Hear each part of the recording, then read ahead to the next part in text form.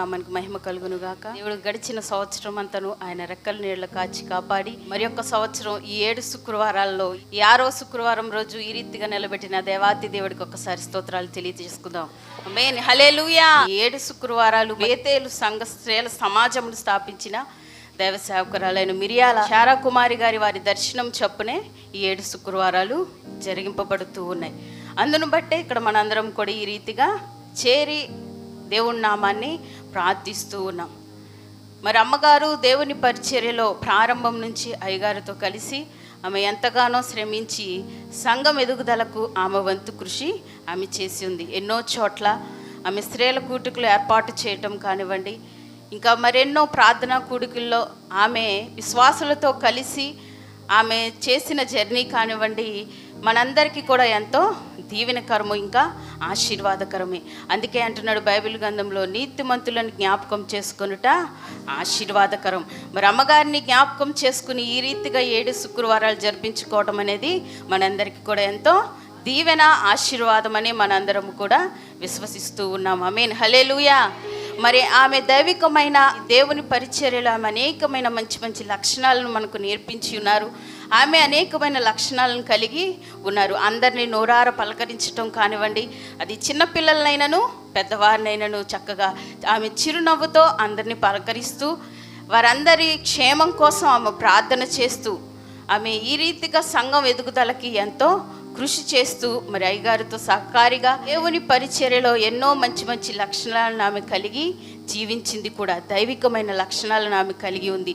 దేవుని యందు భయభక్తులు కలిగి ఆమె అనుదినము ప్రార్థన చేస్తూ, సంఘం ఎదుగుదలకు ప్రార్థన చేస్తూ, సంఘ విశ్వాసుల కొరకు ప్రార్థన చేస్తూ ఆమె ఎంతగానో సంఘ ఎదుగుదలకు కృషి చేసుకుందని కూడా మనము చెప్పుకోవచ్చు. మరి ఆమె ఏర్పాటు చేసిన ఈ కూడికల్లో మరి ఈ రీతిగా నేను కూడా నిలబడి ఇలా అయితే వాక్యం చెప్తానని నేనైతే అనుకోలేదు. మరి అది దేవుని ఏర్పాటై ఉన్నది కనుకనే మరి ఈరోజు ఈ 6వ శుక్రవారం రోజు ఈ స్త్రీల కూడికలలో మరి నేను చెప్పాలనుకుంటుంది ఏంటంటే, దైవికమైన స్త్రీకి, విశ్వాసులు కలిగి జీవిస్తున్న ప్రతి ఒక్క స్త్రీకి ఉండవలసిన లక్షణాల గురించి మనం ఇప్పుడు తెలియజేసుకుందాం. బైబిల్ గ్రంథంలోంచి వాక్యం చదువుకుని ప్రార్థన చేసుకుందామండి. 96వ కీర్తన 9వ వచనం చదువుకుందాం. పరిశుద్ధ అలంకారములు ధరించుకొని యెహోవాకు నమస్కారము చేయుడి. చాలండి, ప్రార్థన చేసుకుందాం. మమ్మల్ని మిక్కిలిగా ప్రేమించుచున్న మా పరలోకపు తండ్రి, నీకు స్తోత్రాలు ప్రభా. అయ్యా, 6వ శుక్రవారం రోజు తండ్రి ఈ రీతిగా నిలబడి ప్రభా అయ్యా నీ వాక్యం చెప్పుచుండగా నన్ను బలపరచండి. అయ్యా, నోటికి నోరుగా కంఠానికి కడబోరుగా నన్ను వాడుకోమని అడుగుచున్నాను ప్రభా. అయ్యా తండ్రి, నీ వాక్యం వివరించే అంత జ్ఞానము నాకు లేదు కానీ ప్రభా అయ్యా మీరే మాతో మాట్లాడి మహిమ పొందమని అడుగుచున్నాము తండ్రి.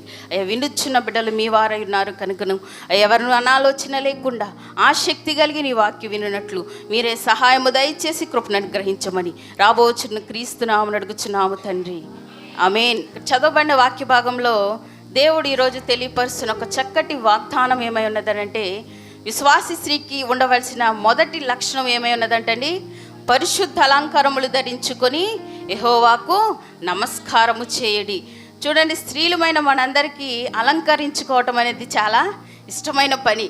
మనల్ని మనం అలంకరించుకోవాలంటే మనకు ఎంత టైం అయినా సరిపోదు. ఎంతసేపు అయినా అద్దం ముందు నుంచుని ఇది బాగుందా అది బాగుందా అని అటు తిరిగి వెనక ముందు చూసుకుంటూనే ఉంటాం. ఏదైనా మంచి చీర చూస్తే మళ్ళీ వెనటే తెచ్చుకోవడం కానివ్వండి, ఇలా మనల్ని మనం అలంకరించుకోవడానికి ఎంత టైం అయినను సరిపోదు. కానీ దేవుని వాక్యం ఏమని సెలవిస్తుందనంటే, విశ్వాసి స్త్రీలకు ఉండవలసిన లక్షణం ఏమై ఉన్నదనంటే అలంకరించుకోవాలి. విశ్వాసి స్త్రీ దైవికమైన లక్షణం కలిగిన నీవు కూడా అలంకరించుకోవాలి. కానీ ఆ అలంకరణ ఎలాంటిదై ఉండాలనంటే ఈ లోక సంబంధమైన అలంకరణ అయితే కాదు. మరి ఏం కలిగి ఉండాలి అనేది కూడా ఇక్కడ భక్తుడైన దావీదు తెలియపరుస్తున్నాడు. పరిశుద్ధ అలంకరణను ధరించుకోవాలి. పరిశుద్ధతనే అలంకరణగా మనము ధరించుకుంటూ ఉండాలంట.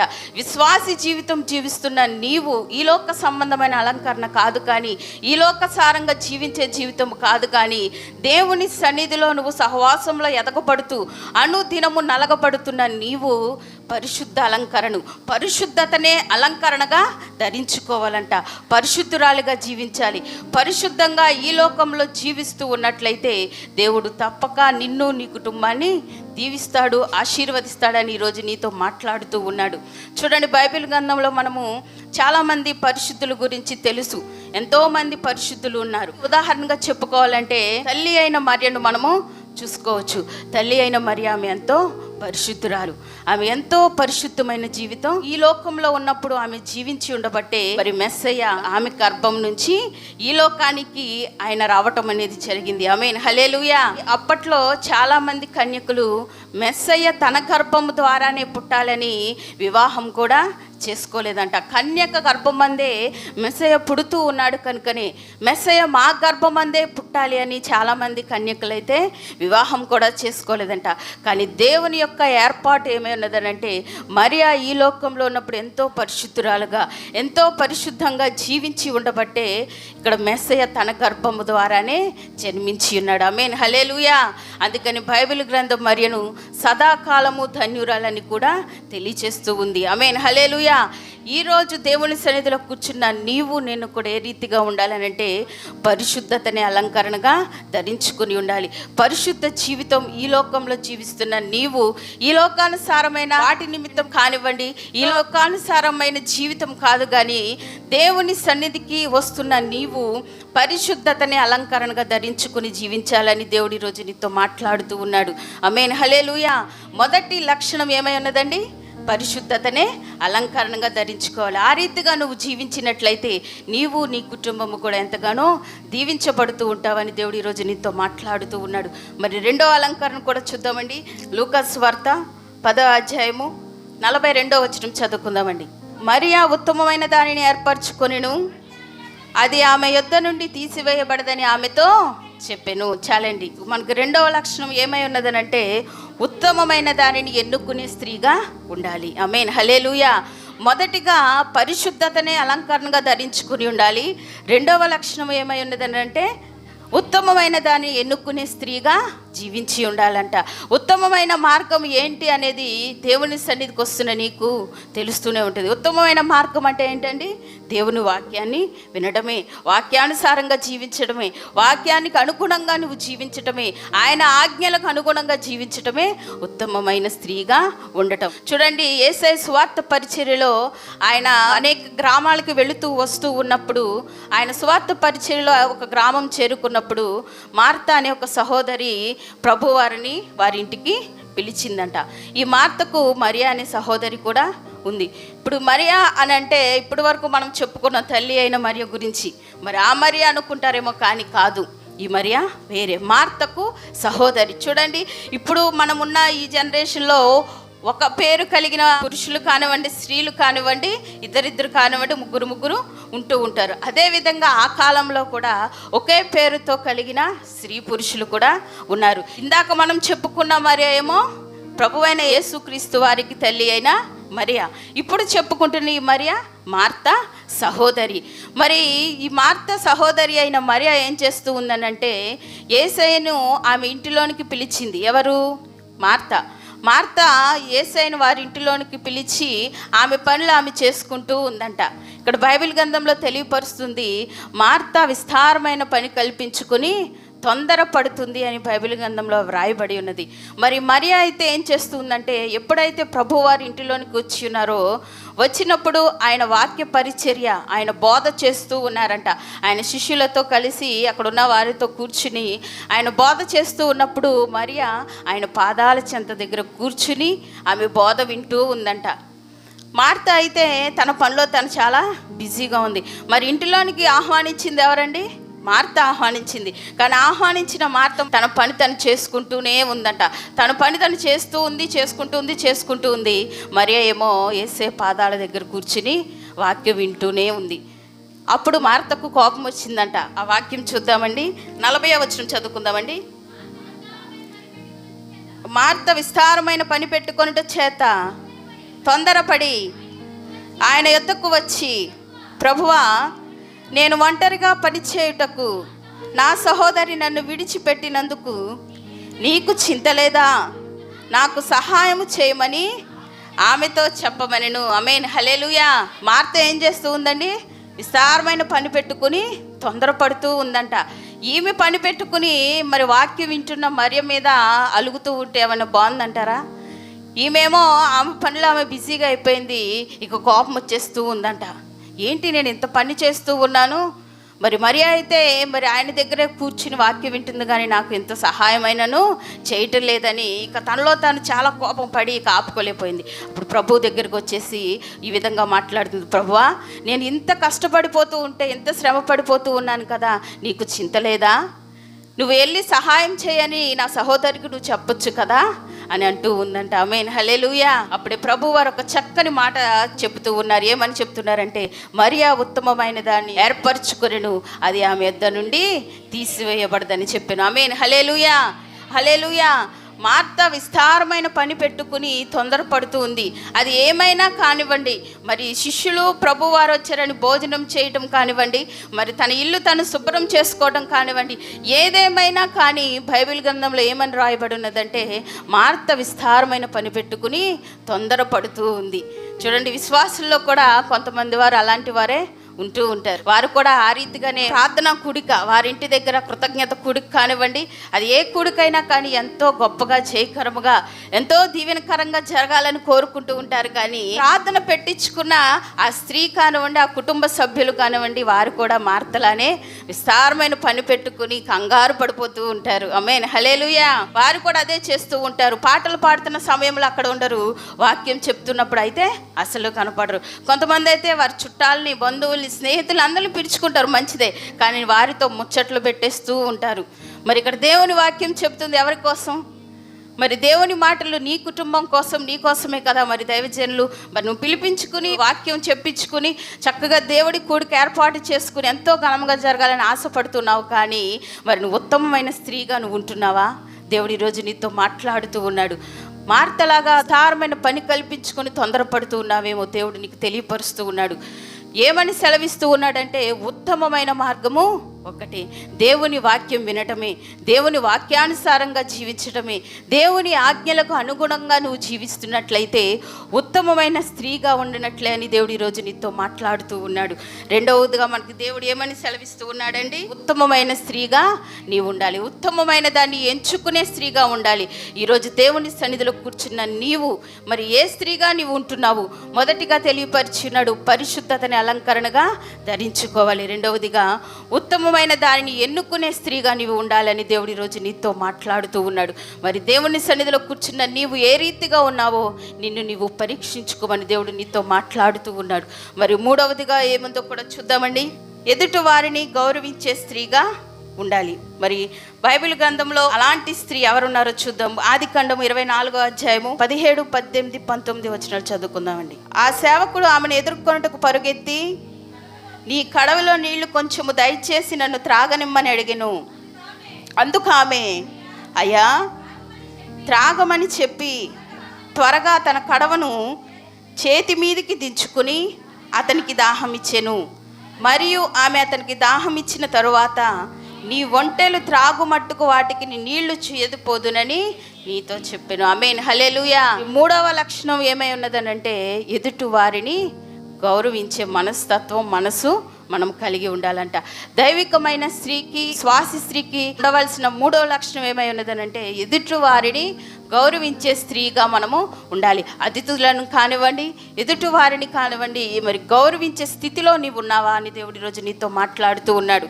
మరి ఇక్కడ మనం చదువుకున్న వాక్య భాగంలో ఇక్కడ అబ్రహాము తన పెద్దదాసుడైన ఎలియాజరును పిలిచి, ఇస్సాకుకి మరి వివాహం చేయాలనుకుంటున్నాను, నా సొంత ఊరు వెళ్ళి పెళ్లి కుమార్తెను ఇస్సాకుకు వివాహం చేయాలనుకుంటున్నాను కనుక ఒక కుమార్తెను నా కుమారుడికి భార్యగా నువ్వు ఎన్నుకొని రావాలి. అబ్రహాము పెద్దదాసుడైన ఎలియాజరును పిలిచి చెప్పినప్పుడు, ఎలియాజరు వెళుతూ ఉన్నప్పుడు ఆయన ముందుగా ప్రార్థన చేసుకుని వెళుతూ ఉన్నాడంట. ఏమని ప్రార్థన చేసుకున్నాడనంటే, నేను వెళుతున్నప్పుడు ఎవరైతే నాకు దాహం ఇస్తారో, నేను దాహం అని అవుతుందని అడిగినప్పుడు ఎవరైతే నాకు ఇస్తారో, మరి నాకు మాత్రమే కాదు నాతో పాటు నా ఒంటెలకు కూడా ఎవరైతే నీళ్ళు ఇస్తారో వారిని నేను ఇస్సాకు మరి భార్యగా నేను సెలెక్ట్ చేస్తానని తను ప్రార్థన చేసుకుని బయలుదేరి వెళ్ళి ఉన్నాడు. ఆయన చేరుకోగానే అక్కడ నూతిలో నీళ్లు తోడుకుంటూ రిబ్కా ఉందంట. ఆమేన్, హల్లెలూయా. ఆమెను చూసి ఇక్కడ ఎలియాజరు వెళ్ళి అడిగి ఉన్నాడు, అమ్మా కొంచెము నాకు నీళ్లు పోయమ్మా, నాకు చాలా దాహంగా ఉందని చెప్పినప్పుడు రిబ్కా అయితే మరి నీకు మాత్రమే కాదు నీ ఒంటెలకు కూడా నేను నీళ్లు చేది పోస్తానని ఆమె ఎలియాజరుతో చెప్పటం అనేది బైబిల్ గ్రంథంలో మనం చూడగలం. ఆమేన్, హల్లెలూయా. ఇక్కడ మనం రిబ్కాలో ఏ లక్షణం మనం చూసి ఉన్నామండి? ఎదుటి వారిని గౌరవించే మనసును మనము చూడగలిగినాం. మరి విశ్వాసి స్త్రీకి ఉండవలసిన 3వ లక్షణం ఏమై ఉన్నది? ఎదుటి వారిని గౌరవించే లక్షణం కలిగి ఉండాలి. మరి ఎలియాజరు ఏదైతే ప్రార్థన చేసుకుని బయలుదేరి ఉన్నాడో మరి అదే లక్షణం కలిగి ఇక్కడ రిబ్కా నిలబడి ఉంది. వారితో మాట్లాడుతూ ఉంది, నీతో పాటు నీ ఒంటెలకు కూడా నేను నీళ్లు పోస్తా అని చెప్పి రిబ్కాను దేవుడు అక్కడ ఏర్పాటు చేసి ఉన్నాడు. చక్కటి కుమార్తెను ఆయనకు ఇస్సాకుకు భార్యగా ఎన్నుకొని ఉన్నాడని బైబిల్ గ్రంథం తెలియపరుస్తూ ఉంది. రిబ్కాలో ఎదుటి వారిని గౌరవించే గుణం మనము చూసి ఉన్నాము. అదేవిధంగా ఈరోజు దేవుని సన్నిధిలో కూర్చున్న నీవు కూడా దేవుడు నీతో మాట్లాడుతూ ఉన్నాడు. మొదటిగా పరిశుద్ధత అలంకరణగా ధరించుకొని ఉండు అంటున్నాడు. రెండవదిగా ఉత్తమమైన దాన్ని ఎన్నుకునే స్త్రీగా నీవు ఉండాలని తెలియపరుస్తున్నాడు. మరి 3వదిగా అయితే ఏమని తెలియపరుస్తున్నాడండి? ఎదుటి వారిని గౌరవించే మనసు నీవు కలిగి ఉండాలి, లేదా అతిథులను గౌరవించే మనసు కూడా నీవు కలిగి ఉండాలి. చూడండి, కొంతమంది విశ్వాసులు చాలా ప్రార్థించే గుణం ఉంటుంది, కానీ ఎదుటి వారిని గౌరవించే గుణం అయితే ఉండదు. దేవుడు ఈరోజు నీతో మాట్లాడుతూ ఉన్నాడు. విశ్వాస జీవితం జీవిస్తున్న నీవు ఏ రీతిగా ఉండాలని అంటే ఎదుటి వారిని గౌరవించే మనస్తత్వం నీకు ఉండాలి. ప్రభువు మన పైన చూపిన ప్రతి ఒక్కటి కూడా మనం ఎదుటి వారి పైన చూపిస్తూ ఉండాలి. దేవుడు నీ పట్ల ఆయన అనేకమైన ప్రణాళికలు కలిగి ఉన్నాడు. నీ పైన ఆయన ప్రేమ, జాలి, కనికరం ఆయన చూపిస్తూ ఉన్నాడు. మరి ప్రభువారే మనకు మాదిరి కనుకనే మనము కూడా ఆ రీతిగానే జీవిస్తూ ఉండాలి. విశ్వాసి జీవితం జీవిస్తున్నావు అని అంటే ఆయన ఆజ్ఞలకు అనుగుణంగా నువ్వు జీవించకపోతే నీ విశ్వాసి జీవితం శూన్యమే. ఈరోజు దేవుడు నీతో మాట్లాడుతూ ఉన్నాడు. ఎదుటి వారిని గౌరవించే గుణం నీవు కలిగి ఉండాలని దేవుడు నీతో మాట్లాడుతూ ఉన్నాడు. ఆమేన్, హల్లెలూయా. అదేవిధంగా 4వ లక్షణం కూడా చూద్దామండి. వివేకం కలిగి ఉండాలి. 4వ గుణం ఏమై ఉన్నదండి? వివేకాన్ని కలిగి మనము జీవించాలని తెలియపరుస్తున్నాడు. ఆ వాక్యం చూద్దాం. సామెతలు 11వ అధ్యాయము 22వ వచనం చదువుకుందామండి. వివేకము లేని సుందరి స్త్రీ పంది ముక్కునున్న బంగారు కమ్మి వంటిది. ఆమేన్, హల్లెలూయా. ఇక్కడ వివేకము కలిగి ఉండాలి అనేది మనకి 4వ లక్షణంగా తెలియపరుస్తున్నాడు. వివేకం అని అంటే జ్ఞానమే. మంచి జ్ఞానం కలిగిన స్త్రీగా నీవు ఉండాలి అని దేవుడు ఈరోజు నీతో మాట్లాడుతూ ఉన్నాడు. వివేకము లేని స్త్రీ ఏ విధంగా ఉంటుందంటండి? పంది ముక్కునున్న బంగారు కమ్మి వంటిది అని సొలొమోను భక్తుడు తెలియపరుస్తూ ఉన్నాడు. నీకేం కావాలి అని అడిగినప్పుడు నాకు వివేక హృదయాన్ని దయచేయ, మంచి జ్ఞానాన్ని నాకు దయచేయి అని అడిగినప్పుడు దేవుడు తెలియపరుస్తున్నాడు. ఐశ్వర్యమైనను మరి శత్రు ప్రాణమైనను మరి ఆస్తుపాస్తులైనను అడగలేదు, కానీ వివేక హృదయాన్ని నీవు అడిగి ఉన్నావు కనుకనే నువ్వు ఏదైతే అడిగి ఉన్నావో దానితో పాటు నీకు ఐశ్వర్యాన్ని కూడా నేను ఇస్తున్నానని దేవుడు ఒక చక్కటి వాగ్దానం సొలొమోను పట్ల చేసి ఉన్నాడు. మరి ఈరోజు దేవుని సన్నిధిలో కూర్చున్న నీవు కూడా అదే కలిగి ఉండాలి.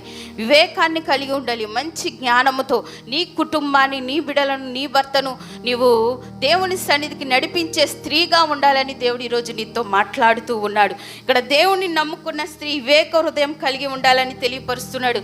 చూడండి, సుందర స్త్రీ అంటున్నాడు. స్త్రీ ఎంత అందంగా ఉన్నప్పటికీ కూడా ఆమెకు వివేకం లేదనుకోండి, ఆమె ఎంత అందంగా ఉన్నా కూడా ఏమని అంటారంటే కొంచెం హీనంగానే చూస్తారు, చాలా తక్కువగా ఆమెను చూస్తూ ఉంటారు. ఆమె ఎంత అందంగా ఉన్నప్పటికీ కూడా జ్ఞానం లేదనుకోండి ఏమంటారండి? ఈమెకి జ్ఞానం కొంచెం తక్కువగా ఉందని కొంచెం ఎలా అయినా హీనంగానే ఆమెను చూస్తూ ఉంటాడు. మరి సొలొమోను భక్తుడైతే ఇక్కడ ఏమని తెలియపరుస్తూ ఉన్నాడనంటే జ్ఞానం లేని స్త్రీని బంగారంతో పోల్చి ఉన్నాడు. ఆమేన్, హల్లెలూయా. మరి ఆ బంగారం స్థితిని కూడా తెలియపరుస్తున్నాడు. ఆ బంగారం ఎక్కడ ఉందంటండి? పంది ముక్కును ఉందంట. ఆమేన్, హల్లెలూయా. పంది ముక్కునున్న బంగారం విలువ ఉంటుందంటారా? ఉండదు. ఎందుకనంటే ఆ పంది అనేక చోట్లకు వెళుతూ ఉంటుంది, వాసన కొడుతూ చాలా చండాలమైన ప్లేస్లో తిరుగుతూ దాని ముక్కునే ఎక్కడ ఆడిస్తూ ఉంటుందండి? బురదలో దొర్లుతూ ఆడిస్తూ ఉంటుంది. మరి అలాంటి చోట ఏముంది? బంగారం ఉంది, మరి ఆ బంగారానికి విలువ ఉంటుందా? ఉండదు. ఆమేన్, హల్లెలూయా. అదే తెలియపరుస్తూ ఉన్నాడు. వివేకం లేని సుందర స్త్రీ పంది ముక్కునున్న బంగారు కమ్మి వంటిది. జ్ఞానము బుద్ధి లేని స్త్రీ ఏ విధంగా ఉంటుందనంటే, పంది ముక్కునున్న బంగారం ఎలా విలువ లేకుండా శూన్యంగా ఉందో, ఈరోజు దేవుని సన్నిధిలో కూర్చున్న నీవు కూడా వివేక జ్ఞానాన్ని కలిగి లేకపోయినట్లయితే నీ స్థితి కూడా శూన్యమే అని దేవుడు ఈరోజు నీతో మాట్లాడుతూ ఉన్నాడు. ఆమేన్, హల్లెలూయా. విశ్వాసి స్త్రీకి దైవికమైన లక్షణం కలిగి ఉండాలి అని అంటే దేవుడు తెలియపరుస్తున్నాడు.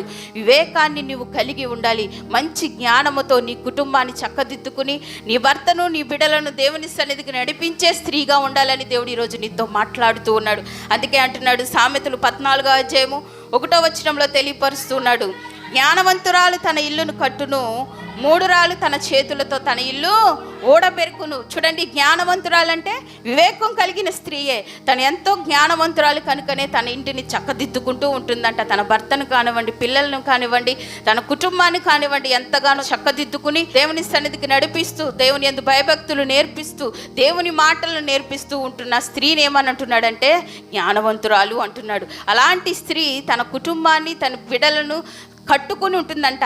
మూఢురాలైతే ఏం చేస్తూ ఉంటుందంటండి, తన చేతులతో తన ఇంటిని ఓడబెరుగుతుందంటే ఇల్లునేదో పీకి పందిరేస్తుందని కాదు, కానీ తన కుటుంబాన్ని ఏం చేస్తూ ఉందనంటే తనకు తాహతమించిన కోరికలు కోరుకుని, తన భర్త సంపాదన కొంత అయితే తన కోరుకునే కోరికలు చాలా ఎక్కువ. అలాంటి స్త్రీనే తెలియపరుస్తున్నాడు, మూఢురాలు అంటున్నాడు. అలాంటి స్త్రీ ఏం చేస్తూ ఉందనంటే తన ఇల్లును తానే ఓడబెరుగుతూ ఉంది. ఎందుకనంటే తన తాగకు మించిన ఖర్చులు చేసుకుని, భర్త సంపాదన తక్కువైనప్పటికీ కూడా తను ఎక్కువ ఖర్చులు చేస్తూ ఉంది కనుకనే కుటుంబం చిన్నాభిన్నమైపోతుంది. గొడవలు, ఇబ్బందులు, అనేకమైన శ్రమలు వారి కుటుంబంలో ఉంటూ ఉంటాయి కనుకనే అలాంటి స్త్రీని మూఢురాలు అని ఇక్కడ సొలొమోను భక్తుడు తెలియపరుస్తున్నాడు. అందుకని అంటున్నాడు, ఈరోజు దేవుని సన్నిధిలో కూర్చున్న నీవు ఏ రీతిగా జీవించాలి అని అంటే వివేక జ్ఞానాన్ని కలిగి ఉండాలని దేవుడు తెలియపరుస్తున్నాడు. సామెతలు 31వ అధ్యాయము 10వ వచనం కూడా చదువుకుందామండి. గుణవతి అయిన భార్య దొరుకుట అరుదు, అట్టిది ముత్యము కంటే అమూల్యమైనది. ఆమేన్, హల్లెలూయా. గుణవతి అయిన భార్య దొరుకుట అరుదంట. గుణవతి అయిన భార్య అంటే దేవుని యందు భయభక్తులు కలిగి దేవుని మాటలను బిడ్డలకు నేర్పిస్తూ, భర్తకు నేర్పిస్తూ దేవుని సన్నిధికి నడిపించబడి ఉన్న స్త్రీని గుణవతి అయిన భార్య అంటున్నాడు. అలాంటి భార్య దొరకటం చాలా అరుదనంట. అలాంటి భార్య ఎవరికైనా దొరికితే అది ముత్యము కంటే ఎంతో అమూల్యమైనది. ముత్యం అంటే వజ్రము. వజ్రము ఎంత చాలా అమూల్యమైనది కదండి, బంగారము కన్నా చాలా విలువైనది ముత్యము. అందుకనే అంటున్నాడు, గుణవతి అయిన భార్య దొరుకుట అరుదు, వాటిది దొరికినట్లయితే అది ఎంతో అమూల్యం అంట. మరి దేవుని యందు భయభక్తులు కలిగి దేవుని సన్నిధికి వారి కుటుంబంతో ఎంతమంది అయితే వస్తూ ఉన్నారో దేవుడు ఈరోజు నీతో మాట్లాడుతూ ఉన్నాడు. మరి నీ బిడ్డలను, నీ భర్తను దేవుని సన్నిధిలో కనబడేటట్లు నువ్వు చేస్తూ ఉన్నావా? దేవుడు ఈరోజు నీతో మాట్లాడుతూ ఉన్నాడు. కుటుంబం నడిపించే స్త్రీగా ఉన్నావు కనుకనే మరి జ్ఞానవంతురాలు తన ఇల్లును ఏ రీతిగా కట్టుకుంటుందో దేవుడు తెలియపరిచి ఉన్నాడు. మరి నువ్వు జ్ఞానవంతురాలా, గుణవతి అయిన భార్యలాగా మరి ఉండాలి అని అంటే నీ కుటుంబం మొత్తం కూడా దేవుని సన్నిధిలో కనపడేటట్లు నువ్వు చేయాలి. నువ్వు నీ భర్తను మార్చుకోవాలి, నీ బిడ్డలను మార్చుకోవాలి. అయ్యా దేవుని సన్నిధికి వెళదాం రండి. దేవుని సన్నిధిలో మనం అడిగినది దేవుడు లేదనుకోండి ఇచ్చివాడై ఉన్నాడు. లేని స్థితిలో మనం దేవుని దగ్గరికి వెళ్తే దేవుడు ఉన్నతమైన స్థితి మనకి ఇచ్చి ఉన్నాడని నీ భర్తను, నీ బిడ్డలను నువ్వు మార్చుకుని దేవుని సన్నిధికి తీసుకొచ్చినట్లయితే అట్టి భార్య గుణవతి అయిన భార్య అని దేవుడు ఈరోజు నీతో మాట్లాడుతూ ఉన్నాడు. ఆమేన్, హల్లెలూయా. అందం మోసకరము, సౌందర్యము వ్యర్థము, యెహోవా యందు భయభక్తులు కలిగిన స్త్రీ కొనియాడబడును. ఆమేన్, హల్లెలూయా. గుణవతి అయిన భార్య దొరుకుట అరుదు అంటున్నాడు. కింద వచనంలో ఏమని తెలియపరుస్తున్నాడంటే యెహోవా యందు భయభక్తులు కలిగిన స్త్రీ కొనియాడబడును అంటున్నాడు. చూసారా, దేవుని సన్నిధికి ఎప్పుడైతే నీ కుటుంబం మొత్తం కనబడుతూ ఉందో చూసిన వారందరూ కూడా నిన్ను ఏమంటారంటండి, కొనియాడబడుతూ ఉంటారంట. ఆమె చక్కగా తన భర్తను, పిల్లలను తీసుకుని దేవుని సన్నిధికి వెళుతూ ఉంది. తన భర్తను మార్చుకొని ఉంది, తన బిడ్డలను మార్చుకొని ఉంది. దేవుని సన్నిధికి ఆమె ఎంతగానో చక్కగా వెళుతూ ఉంది. మరి నేనైతే ఈ స్థితిలో ఉన్నానని నిన్ను బట్టి తోటి విశ్వాసులు కూడా బలపరచబడుతూ ఉంటారు. నిన్ను చూసి వారు కూడా నా భర్తతో, నా బిడ్డలతో నేను కూడా ఈ రీతిగా వెళ్ళాలయా అని దేవుని సన్నిధిలో వారు కూడా ప్రార్థన చేసుకుంటూ ఉంటారు. అలాంటి స్త్రీని ఇక్కడ ఏమని తెలియపరుస్తున్నాడంటే యెహోవా యందు భయభక్తులు కలిగిన స్త్రీ కొనియాడబడును అంటున్నాడు. అక్కడ 28వ వచనం కూడా చదువుకుందామండి. ఆమె కుమారులు లేచి ఆమెను ధన్యురాలు అందరూ. ఆమేన్, హల్లెలూయా. అలాంటి స్త్రీని ఏమని లోకం సమాజం పిలువబడుతుంది అంటే ధన్యురాలు అని పిలువబడుతుంది. ఆమేన్, హల్లెలూయా. ఆమె బిడ్డలు, ఆమె భర్త, కుటుంబము లేదా లోకానుసారంగా జీవించే బిడ్డలు కానివ్వండి, ఆమెను ఏమని పిలుస్తూ ఉంటారనంటే ధన్యురాలు అని అంటారని ఇక్కడ సొలొమోను భక్తుడు తెలియపరుస్తూ ఉన్నాడు. అందుకే ఈరోజు దేవుడు నీతో మాట్లాడుతూ ఉన్నాడు. మరి దైవికమైన స్త్రీకి ఉండవలసిన లక్షణం, విశ్వాస స్త్రీకి ఉండవలసిన లక్షణం ఏం కలిగి ఉండాలని మనం తెలియపరుచుకున్నామంటే వివేకం కలిగి ఉండాలి. వివేక హృదయాన్ని కలిగి నువ్వు జీవించినట్లయితే నీ కుటుంబము, నీ బిడ్డలు నీ సన్నిధిలో కనబడుతూ ఉంటారని సొలొమోను భక్తుడు ఈరోజు తెలియపరుస్తూ ఉన్నాడు. అదేవిధంగా మరి 5వ లక్షణం కూడా చదువుకుందామండి. 1 తిమోతి 2వ అధ్యాయము 11వ వచనం చదువుకుందామండి. స్త్రీలు మౌనముగా ఉండి సంపూర్ణ విధేయత నేర్చుకొనవలెను. చాలండి. ఇక్కడ మరి ఒక లక్షణం ఏమై ఉన్నదనంటే విశ్వాసి స్త్రీకి ఉండవలసిన లక్షణం మౌనంగా ఉండాలి, విధేయత చూపాలి. ఆమేన్, హల్లెలూయా. స్త్రీలు ఏ రీతిగా ఉండాలంటండి? మౌనంగా ఉండాలి. చూడండి, మౌనము మనకి చాలా ఉపయోగపడుతూ ఉంటుంది. ఏదైనా పోట్లాటలు వచ్చినప్పుడు మనము కుటుంబంలో గొడవలు పడుతూ ఉన్నాం అనుకోండి, మనం మౌనంగా ఉంటే చాలా మంచిది. ఎందుకంటే మన జోలికి ఎవరు రారు. ఆమె ఏమన్నదు, ఆమె పట్టించుకోదు, ఆమె పని ఆమెదే, కానీ మన ధ్యాస అనేది ఆమెకుండదు, మౌనంగా ఉంది అని అంటే మనకు చాలా మంచిది, అది ఉపయోగపడుతూ ఉంటుంది. అత్త కూడా ఏదైనా అంటూ ఉందనుకోండి, ఆమెతో ఇంకో మాట అంటే ఇంకా గొడవ పెరిగి పెద్దదవుతుంది. అదే నువ్వు మౌనంగా ఉన్నట్లయితే అక్కడితో సద్దుమణిగిపోతూ ఉంటుంది. ఆమేన్, హల్లెలూయా. అందుకని అంటున్నాడు విశ్వాసి స్త్రీకి ఉండవలసిన మరి ఒక్క లక్షణం ఏమై ఉన్నదనంటే మౌనంగా ఉండాలి, విధేయత చూపాలి అని దేవుడు ఈరోజు నీతో మాట్లాడుతూ ఉన్నాడు. ఆదికాండం 18వ అధ్యాయము 6వ వచనం చదువుకుందామండి. అబ్రహాము గుడారములోనున్న శారా యొద్దకు త్వరగా వెళ్ళి, నీవు త్వరపడి 3 మానికల మెత్తని పిండి తెచ్చి పిసికి రొట్టెలు చేయమని చెప్పాను. చాలండి. ఈ సందర్భం కూడా మనందరికీ తెలుసు.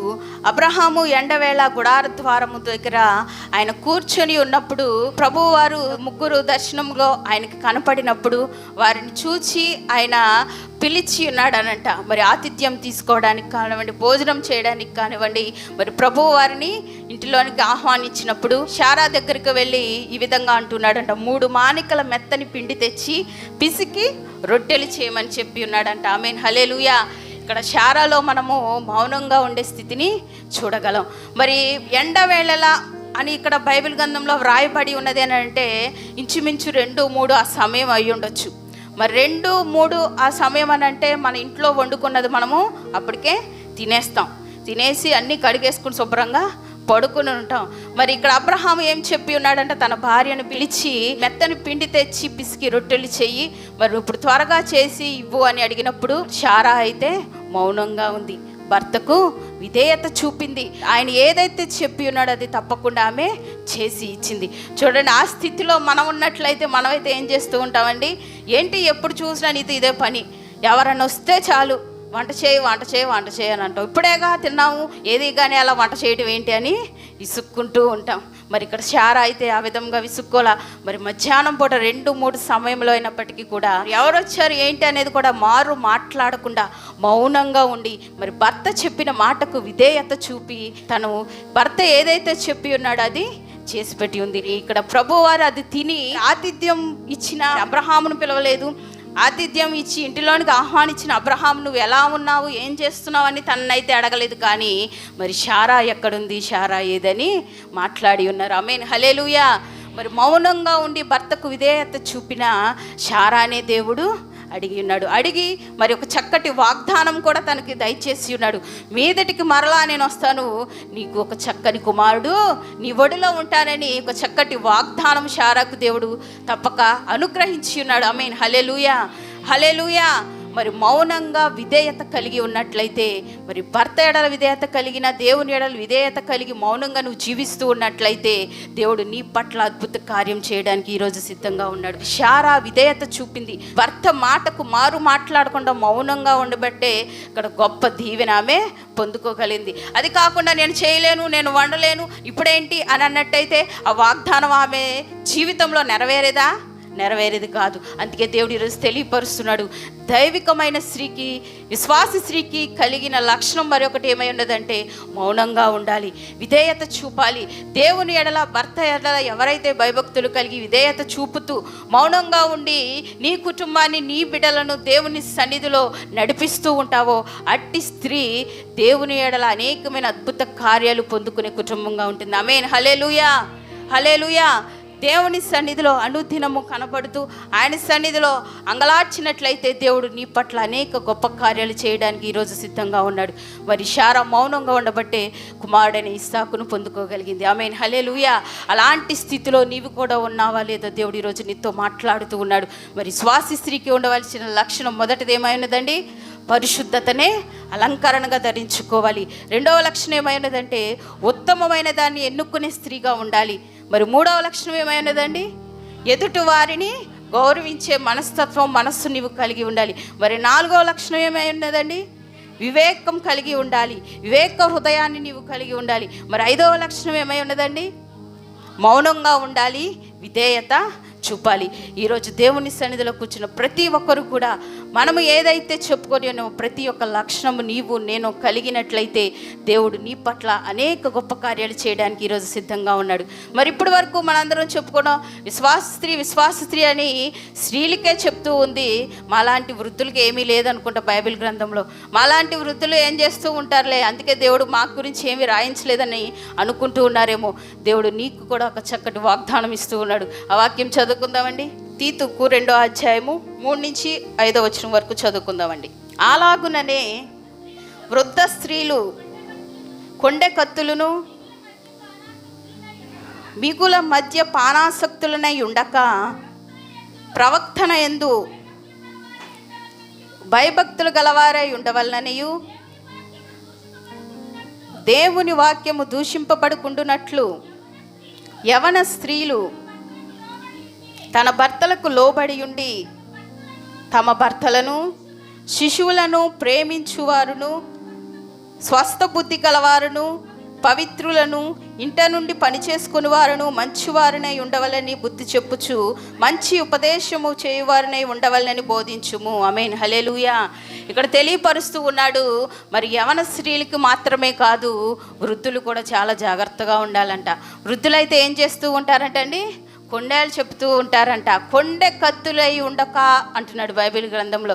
వృద్ధ స్త్రీలు ఏం చేస్తూ ఉంటారంటే ఒకరిపై ఒకరు చెప్పుకుంటూ ఉంటారు, గొడవలు పెడుతూ ఉంటారని తెలియపరుస్తూ ఉన్నాడు. వ్రాయించి ఉన్నారు కూడా బైబిల్ గ్రంథంలో. చూడండి, ఇంటి పక్కన ఏదైనా గొడవ జరిగిందనుకోండి, ఇద్దరు ఎదురింటి వారు పొరుగింటి వారు ఇద్దరు దెబ్బలాడుకుని ఉన్నారనుకోండి, ఆ 2 రోజుల వరకు అది దెబ్బలాడుకుని ఆగిపోయిన తర్వాత ఈ దెబ్బలాటకి కారణమైన వారు ఎవరా అని ఒక వ్యక్తి ఆరా తీశారనుకోండి, ఖచ్చితంగా ఒక వృద్ధ స్త్రీ అయి ఉంటుంది. ఆమేన్. హల్లెలూయా. ఆమె అయి ఉంటుంది. ఎందుకనంటే ఆ ఇంటి మీద ఈ ఇంటికి, ఇంటి మీదకి ఆ ఇంటికి చెప్తూ ఉంటుంది. ఎందుకంటే ఆమెకి ఏం పని ఉండదు. ఎందుకనంటే తన ఇంటిలో తన కోడలు, తన కుమార్తెలు వారే పనులు చేస్తూ ఉంటారు. వీరికి ఎలాంటి పనులు ఉండవు. అనేకమైన గొడవలు పెడుతూ ఉంటారు, కొండలు చెప్తూ ఉంటారని బైబిల్ గ్రంథంలో రాయించి ఉన్నారు. మరి దేవుని నమ్ముకున్న స్త్రీ, విశ్వాస స్త్రీ ఏ విధంగా ఉండాలి అంటే కొండలు చెప్పకూడదంట. వచ్చిన కుమారుడి మీద కోడల గురించి చెప్తూ ఉంటారు, వచ్చిన కుమార్తెకి అల్లుడి మీద చెప్తూ ఉంటారు. అలాంటి మాటలు చెప్పకూడదని బైబిల్ గ్రంథం తెలియపరుస్తుంది. వృద్ధ స్త్రీవైన నీవు దేవుని సన్నిధిలో భయభక్తులు కలిగి నీ కుటుంబం గురించి, అంటే నీ కుమారుడు కానివ్వండి, నీ కుమార్తె కానివ్వండి, వారి కుటుంబాలు బాగుండాలని, వారి కుటుంబాలు, వారి వ్యాపారాలు అభివృద్ధికరంగా ఉండాలని దేవుని సన్నిధిలో అనుదినము అంగలార్చే స్త్రీగా, వృద్ధ స్త్రీగా ఉండాలి. కానీ మరి ఆ ఇంటి మీద ఈ ఇంటికి, ఇంటి మీద ఆ ఇంటికి గొడవలు కానివ్వండి, మరి ఒకరి మీద ఒకరికి ఇంటిలో చెప్పి గొడవలు కానీ అలాంటి కొండలు చేయకూడదని ఇక్కడ తెలియపరుస్తూ ఉన్నాడు. ఆ ఇంటి సంగతులు ఈ ఇంటికి మోసుకుని పోకూడదంట. దేవుని సన్నిధిలో ఏం చెప్పారమ్మా? నేను గుడికి వెళ్ళి ఉన్నావా? మరి సన్నిధిలో దైవజనులు ఏం చెప్పి ఉన్నారు? మరి ఆ వాక్యం నాకు చెప్పు, నేను రాలేకపోయి ఉన్నాను, నా పని నిమిత్తం నేను రాలేకున్నాను కనుక మరి నాకు ఏం చెప్పి ఉన్నారో ఆ మాటలు నాకు తెలియపరిచినట్లయితే ఆ కుటుంబము దీవించబడుతుంది, చెప్పిన నీ కుటుంబం కూడా దీవించబడుతుంది. దేవుడు అదే తెలియపరుస్తున్నాడు. వృద్ధ స్త్రీలు కొండేలు చెప్పకూడదంట, దేవుని యందు భయభక్తులు కలిగి ఉండాలంట. అదేవిధంగా యవన స్త్రీ కూడా తెలియపరుస్తున్నాడు, తమ భర్తకు లోబడి ఉండాలనేది కూడా ఇక్కడ బైబిల్ గ్రంథంలో వ్రాస్తూ ఉన్నాడు. దేవుడు ఈ రీతిగా నిలబడి చక్కటి వాగ్దానాలు మీకు దేవుడు తెలియపరిచి ఉన్నాడు. 6 లక్షణాలను దేవుడు ఈరోజు నీతో మాట్లాడి ఉన్నాడు. మొదటిగా పరిశుద్ధతనే అలంకరణగా ధరించుకోవాలి, పరిశుద్ధురాలుగా ఈ లోకంలో జీవించాలి, పరిశుద్ధ జీవితం నువ్వు జీవించాలి అని దేవుడు ఈరోజు నీతో మాట్లాడి ఉన్నాడు. మరి రెండవ లక్షణం ఉత్తమమైన దాన్ని ఎన్నుకునే స్త్రీగా ఉండాలి అంటున్నాడు. మరి ఉత్తమమైనది అంటే దేవుని వాక్యం వినడమే, వాక్యానుసారంగా జీవించడమే. మరి అలాంటి స్త్రీగా ఉన్నావో లేదో నిన్ను నువ్వు పరీక్షించుకో. మూడోదిగా ఏమని తెలియపరుస్తున్నాడండి, ఎదుటి వారిని గౌరవించే స్త్రీగా నువ్వు ఉండాలని తెలియపరుస్తున్నాడు. అతిథులను కానివ్వండి, ఎదుటి వారిని కానివ్వండి, మరి మాట తోలకుండా వారిని గౌరవించాలి. వారి మనస్తత్వాన్ని గౌరవించినట్లయితే దేవుడు నిన్ను అధికముగా హెచ్చిస్తానని ఈరోజు నీతో వాగ్దానం చేస్తున్నాడు. మరి 4వ లక్షణంగా వివేకం కలిగి జీవించాలి. మంచి హృదయంతో నువ్వు జీవించినట్లయితే దేవుడు నీకు మంచి జ్ఞానాన్ని ఇస్తాడంట. నువ్వు ఒకవేళ జ్ఞానం కొద్దుగా ఉంటే దేవుని సన్నిధికి రా, తెలియపరుస్తున్నాడు. మీలో జ్ఞానం ఎవరికైనా కొద్దుగా ఎవరిని అడగాలంటండి, దేవుణ్ణి అడగాలి. దేవా, నాకు జ్ఞానం కొద్దుగా ఉన్నది, నా కుటుంబాన్ని ఏ రీతిగా చక్కదిద్దుకోవాలి, నా బిడ్డల్ని ఏ మార్గంలో నేను నడిపించుకోవాలయ్యా, నాకు నేర్పించను. నువ్వు దేవుని సన్నిధికి రా, సన్నిధిలో అంగలార్చు. దేవుడు తప్పక నువ్వు అడిగినది ప్రతిదీ ఇచ్చువాడై ఉన్నాడు. అంతటి గొప్ప దేవుడిని, సర్వశక్తుని మనము ఆనుకొని ఉన్నాము కనుకనే దేవుడు ఈరోజు నీతో మాట్లాడుతూ ఉన్నాడు. వివేక హృదయాన్ని నువ్వు కలిగి ఉండాలని దేవుడు ఈరోజు నీతో మాట్లాడి ఉన్నాడు. 5వదిగా ఏమని తెలియపరుస్తున్నాడండి, మౌనంగా ఉండాలి, విధేయత చూపాలి. నువ్వు ఎక్కడ ఉన్నాను కూడా నువ్వు మరి పోట్లాట్ల గొడవలు కాదు కానివ్వండి, నువ్వు మౌనంగా ఉన్నట్లయితే మరి విశ్వాస జీవితంలో ఉండాల్సిన లక్షణం అదే. అంటూ ఉంటారు, నువ్వు హోరహోరిగా దెబ్బలాడుతూ ఉన్నావు అనుకో, నిన్ను బట్టి దేవుడు కూడా అవమానం పొందుతాడు. ఎందుకనంటే గుడికి వెళుతుంది, పలానా దైవజనులు సంఘానికి వెళుతుంది, కానీ ఎప్పుడు చూసినా దెబ్బలాట్లేమా, అమ్మో నోరిప్పిందంటేనా అంటారు. మరి అలాంటి స్థితిలో అయితే దేవుని నమ్ముకొని విశ్వాసిగా జీవిస్తున్న మనము అలా ఉండకూడదు. దేవుడు తెలియపరుస్తున్నాడు, మౌనంగా ఉండాలి, విధేయత చూపాలి అని దేవుడు ఈరోజు నీతో మాట్లాడుతూ ఉన్నాడు. చివరి లక్షణం ఏమై ఉన్నదండి, కొండాలు చెప్పకూడదు. వృద్ధ స్త్రీలు ఏం కలిగి ఉండాలి అంటే కొండాలు చెప్పకుండా, ఒకరిపై ఒకరు మరి మాటలు చెప్పుకుంటూ గొడవలు పెట్టుకుంటూ ఉండకుండా, దేవుని యందు భయభక్తులు కలిగి నీ కుటుంబం నిమిత్తం, నీ బిడ్డల కుటుంబాల నిమిత్తం నీవు పెద్దదానివై ఉన్నావు కనుకనే నీ ప్రార్థన దేవుడు తప్పక ఆలకించి నీ బిడ్డల కుటుంబాలకు ఎంతో దీవెన ఆశీర్వాదం. ఈరోజు దేవుని సన్నిధిలో కూర్చున్న నీవు కూడా, వృద్ధ స్త్రీ అయిన నీవు నీ కుటుంబం పట్ల, నీ బిడ్డల పట్ల నువ్వు ప్రార్థన చేసినట్లయితే నీ ప్రార్థన తప్పక నీ బిడ్డల కుటుంబానికి ఎంతో దీవెన ఆశీర్వాదం అని దేవుడు ఈరోజు నీతో మాట్లాడి ఉన్నాడు. ఇప్పటి వరకు చెప్పుకున్న ప్రతి ఒక్క మాట కూడా మరి తూచా తప్పకుండా మన విశ్వాసి జీవితంలో మంచి లక్షణాలను ఇప్పటి వరకు చెప్పుకున్న ప్రతి ఒక్క లక్షణం నీ కుటుంబం, నీ బిడ్డలు, నీవు నేను కూడా కలిగినట్లయితే దేవుడు ఎన్నో దీవెనలు ఆశీర్వాదములు నీ బిడ్డల పట్ల, కుటుంబం పట్ల చేయును గాక. ఆమేన్. దేవుడి కొద్ది మాటలు దీవించును గాక. ప్రార్థన చేసుకుందామండి, అందరూ మోకరించండి. స్తోత్రం, స్తోత్రం మహాపరిశుద్ధుడానికి వందనాలు, స్తోత్రాలు ప్రభా. అయ్యా, ఇప్పటి వరకు మాతో మీరు మాట్లాడిన విధానం బట్టి మీకు స్తోత్రాలు ప్రభా. అయ్యా, విశ్వాస స్త్రీలు ఏ రీతిగా నడుచుకోవాలో ప్రభా, నిన్ను నమ్ముకున్న బిడ్డలు ఏ రీతిగా ప్రభా, అయ్యా నీ యందు భయభక్తులు కలిగి ఏ రీతిగా నడుచుకుని వారి కుటుంబం కట్టబడి ఉండాలో అయ్యా, చక్కని మాటలు మీరు తెలియపరిచిన విధానం బట్టి మీకు స్తోత్రాలు ప్రభా. అయ్యా, వచ్చిన ప్రతి ఒక్క బిడ్డలు మీరు దీవించండి, ఆశీర్వదించండి. అయ్యా, వారు విన్న వాక్యాన్ని ప్రభా వారి హృదయంలో ముద్రించుకొని ప్రభా, అయ్యా దాన్ని పట్టుకొని నాయన దాని ద్వారా జీవించే ప్రతి ఒక్క కుటుంబంగా ఉండినట్లు మీరు సహాయము దయచేయండి. అయ్యా, 6వ శుక్రవారపు దీవెన ఆశీర్వాదం వచ్చిన ప్రతి ఒక్క కుటుంబానికి మీరు దయచేయమని రాబోచున్న క్రీస్తు నామమున అడుగుచున్నాము తండ్రి. ఆమేన్.